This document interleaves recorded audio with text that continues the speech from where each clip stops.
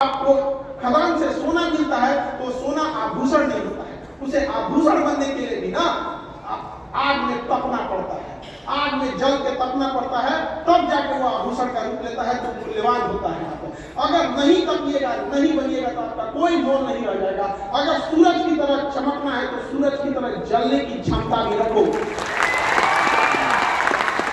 सबके जीवन में संघर्ष होता है, रात कितनी भी बड़ी क्यों ना हो, सुबह होने से नहीं रोक सकती। यहाँ तो भगवान को वनवास झेलना पड़ा था, सृष्टि के रचयिता जिनके एक उंगलियों पे क्या से क्या नहीं हो जाता, जब उन्हें वनवास झेलना पड़ता था। यहाँ पर मर्यादा पुरुषोत्तम राम जी जब वनवास जा रहे थे तो एक बड़ा अच्छी चीजें याद है हमको। अभी रास्ते में हम थे तो वही याद आया हमको कि जब वो वनवास जा रहे थे तो बड़ी प्रमुख घटना हुई। तो वहां से प्रचलन था कि जब राम जी जाने लगे तो अयोध्यावासी बड़ा प्रेम करते थे उनसे, सारे अयोध्यावासी हो रहे थे, हमारे प्रभु जा रहे हैं।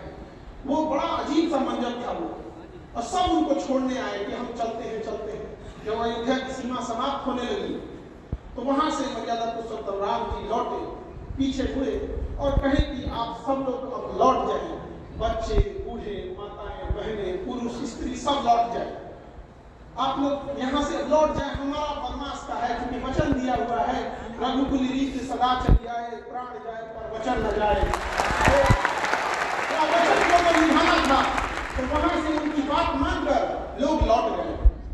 जब वनवास काट के इतने लंबे समय का वनवास और काट के जब लौटे तो जब अयोध्या की सीमा प्रारंभ होती है तो वहां पर कुछ किन्नर लोग खड़े थे, ट्रांसजेंडर।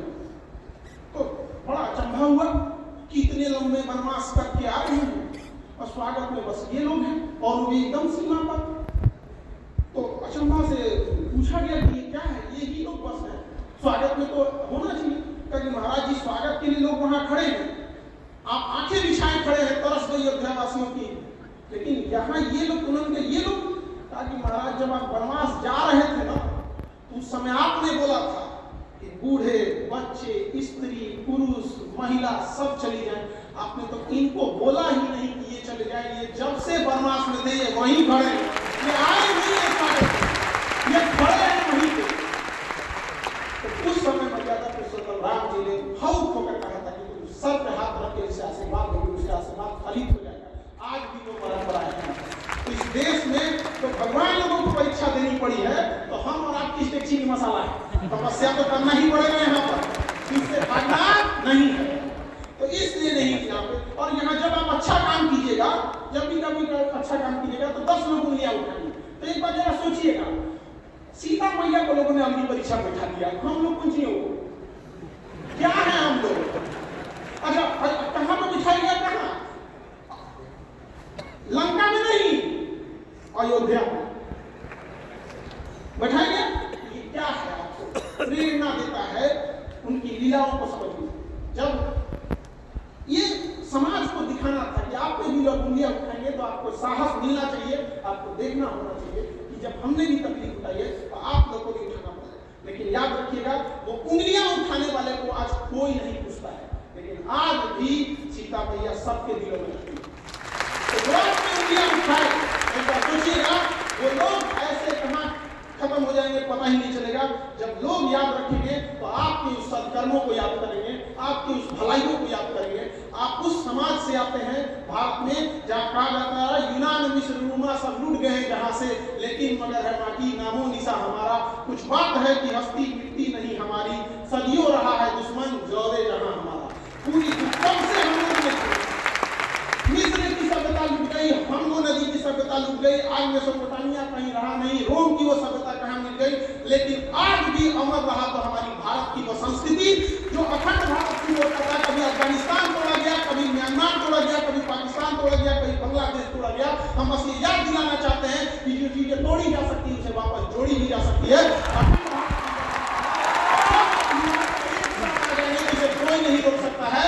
हमें लगता है कि ऐसे हमें अपने राष्ट्र के लिए हमेशा एक होकर खड़ा रहना चाहिए। हमारा झुकाव, हमारी लॉयल्टी, हमारा नैतिकता, हमारा सब कुछ समर्पण, ना परिवार, ना देश, ना राज्य, ना ही किसी पार्टी, ना ही किसी मतभेद, ना ही जाति, ना ही धर्म। हमारा झुकाव केवल और केवल राष्ट्र के प्रति होना चाहिए कि जब बात राष्ट्र की आएगी सब कुछ त्याग दिया जाएगा और पूरे भारत के लोग अपने भारत के लिए, एक राष्ट्र के लिए खड़े हुए मिलेंगे। तो आप सब लोगों से यही उम्मीद करेंगे कि आप लोग जहां भी हैं, जिस क्षेत्र में भी हैं, अच्छे से काम कीजिए। और एक बात उन गरीब लोगों के लिए सोचिएगा जो कि मुख्य उद्देश्य था कि लाख आगे निकल जाए, एक दोस्त पीछे छूटना नहीं चाहिए। तो एक समाज को अंतिम पीढ़ी को भी आपको नहीं छोड़ना, चाहे जहां भी हो जाइए। अभी हम तो शिक्षक हैं, हमको तो सुई मारने नहीं आए, डॉक्टर तो है नहीं, लेकिन अभी हम लोग हॉस्पिटल बना रहे हैं यहाँ पे।